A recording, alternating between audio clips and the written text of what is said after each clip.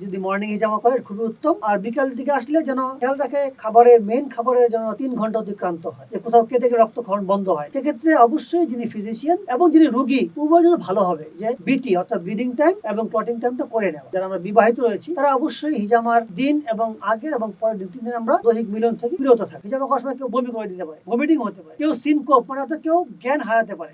হিজামা গ্রহণের আগে কিংবা পরে রোগীদের জন্য কোনো বিশেষ পরামর্শ আছে কিনা, বা হিজামা যারা গ্রহণ করে বা দেয় তাদের কোনো পরীক্ষা নিরীক্ষার বিষয়ে আপনি কি বলবেন? হিজামা যদি যে করবেন তিনি ভালো হয় খালি পেটে আসবেন, অর্থাৎ সকালের সেশনটা খুব ভালো। যদি মর্নিং হিজামা করে খুবই উত্তম। আর বিকাল দিকে আসলে যেন খেয়াল রাখে খাবারের মেন খাবারের যেন 3 ঘন্টা অতিক্রান্ত হয়, তার হিজামা গ্রহণ করাটা ভালো। খালি পেটে হিজামাটা উত্তম।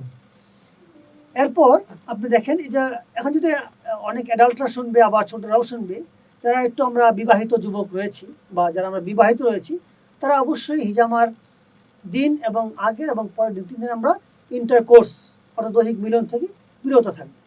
এই বিষয়গুলো আমাদেরকে মেনটেন করতে হবে।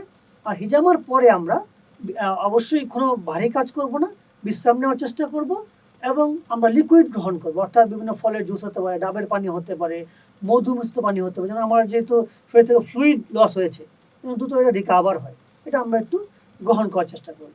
আর পরীক্ষার ক্ষেত্রে আমি অবশ্যই বলবো যেন রোগীটার কোনো রক্ত রোগ আছে কিনা, অর্থাৎ হিমোফিলিয়ার মতো কোনো ডিজিজ আছে কিনা, যে কোথাও কেটে রক্তক্ষরণ বন্ধ হয় না।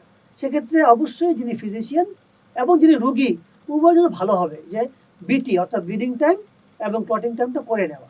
আর যে কার্ডিয়াক পেশেন্ট হয় তাহলে অবশ্যই ইসিজি করে নিলে খুব ভালো হবে। একজন দক্ষ ও নিরাপদ হিজামা থেরাপিস্টের কি ধরনের যোগ্যতা থাকা উচিত? আমি মনে করি একজন দক্ষ হিজামা থেরাপিস্টের প্রথমত ওনাকে চিকিৎসক হওয়া উচিত।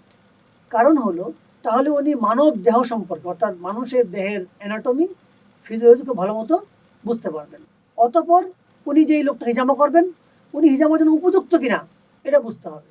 অর্থাৎ আপনার পেশেন্ট সিলেকশন এবং কোন জায়গাটায় করবেন, সাইট সিলেকশন, এই দুটো খুবই গুরুত্বপূর্ণ। এবং অতঃপর আপনি ওই যে আগেই বলেছি আপনাকে যে স্টেরিলাইজেশন এনভায়রনমেন্ট তৈরি করা, অর্থাৎ আপনি যে ইউজ করছেন গ্লাভসটা স্টেরাইল গ্লাভস হওয়া লাগবে। আপনার যে ব্লেড ইউজ করছেন সেই ব্লেডটা অবশ্যই সাধারণ দোকানে কোনো ব্লেড হবে না, এটা আপনার সার্জিক্যাল এবং 11 নম্বর ব্লেড হওয়া লাগবে। এরপরে আপনি যেই বেডে শোয়াচ্ছেন এটা অবশ্যই পরিষ্কার পরিচ্ছন্ন হওয়া লাগবে। হ্যাঁ, অর্থাৎ আপনাকে সেফটি ম্যানেজমেন্টের জন্য যা যা প্রোটোকল আছে সবগুলো আপনাকে মেনটেন করতে হবে। এই বিষয়গুলো অত্যন্ত জরুরি। এবং যদি কোনো ধরনের কন্ট্রাইন্ডিকশন দেখা দেয় সেটা কীভাবে ম্যানেজমেন্ট করা যায়, যেমন হিজামা করার সময় কেউ বমি করে দিতে পারে, ভমিটিং হতে পারে, কেউ সিনকোপ মানে অর্থাৎ কেউ জ্ঞান হারাতে পারে, তখন আপনি কীভাবে ম্যানেজমেন্ট করবেন, এই বিষয়গুলো অবশ্যই আমাদেরকে রপ্ত করতে হবে। তাহলে আশা করি যে ওনার দ্বারা মানুষের ক্ষতি হবে না, বরঞ্চ উপকার হবে। বাংলাদেশে হিজামার বর্তমান অবস্থা কেমন? প্রশিক্ষণ, নীতিমালা ও গবেষণার ক্ষেত্রে কোথায় আছি আমরা? বাংলাদেশে হিজামা আমরা ব্যাপকভাবে এখন করছি। যদি আপনি সামাজিক যোগাযোগ মাধ্যম দেখেন তাহলে দেখবেন যে প্রচুর পরিমাণে হিজামার অ্যাড হচ্ছে। কিন্তু সত্যি কথা যদি বলি, এটার এখনও কোনো রেগুলেটরি বডি তৈরি হয়নি, এটার কোনো নীতিমালা সেভাবে নেই। তবে মজার বিষয় হলো বাংলাদেশের প্রেক্ষাপটে যারা আমরা ইউনানিতে পড়াশোনা করি তাদের এটা সিলেবাসভুক্ত বিষয়, এবং আয়ুর্বেদেও রক্তমক্ষণ নামে একটি বিষয় রয়েছে। তাহলে আমি এভাবে বলতে পারি যারা ইউনানি আয়ুর্বেদে পড়াশোনা করেছে অর্থাৎ ইউনানি আয়ুর্বেদ ফিজিশিয়ান, তারা যদি প্রশিক্ষিত হন তাহলে তারা নির্দ্বিধায় হিজামা চর্চা করতে পারবে, কারণ যেহেতু তাদের সিলেবাসভুক্ত বিষয় এটি।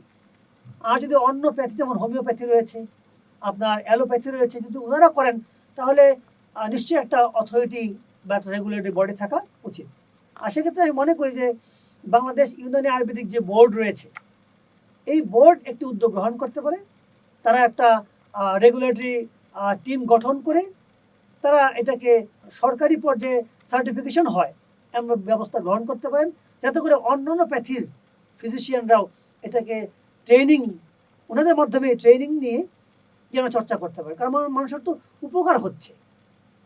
এই যে আমার একটা থাকবে বাংলাদেশ ইউনানি আয়ুর্বেদিক বোর্ডের প্রতি আমার একটা আবেদন থাকবে, আপনারা একটি কমিটি গঠন করে এই বিষয়টা কিভাবে সরকারি পর্যায়ে সার্টিফিকেশন করা যায় সেই উদ্যোগটা নিলে অন্যান্য পেশি চিকিৎসকরা উপকৃত হবে।